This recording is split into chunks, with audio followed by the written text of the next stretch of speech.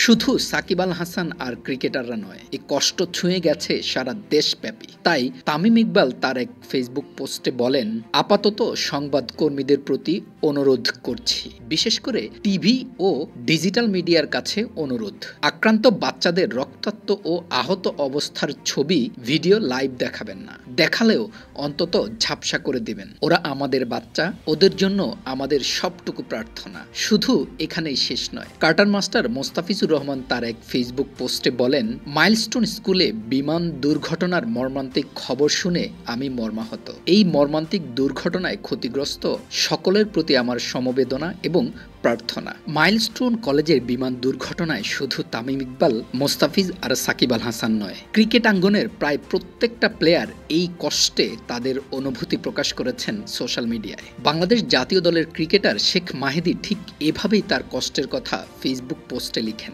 Milestone কলেজের উপরে একটি প্রশিক্ষণ বিমান বিধ্বস্ত হয়েছে, আগুন ছড়িয়ে পড়েছে ক্যাম্পাসের বিল্ডিংয়ে। সবাই দোয়া করুন, সবাই সাহায্যে এগিয়ে আসুন। আল্লাহ তাআলা আমাদের সবাইকে হেফাজত করুন। মেহেদী হাসান মিরাজ লিখেছেন, prayers for Uttara milestone college.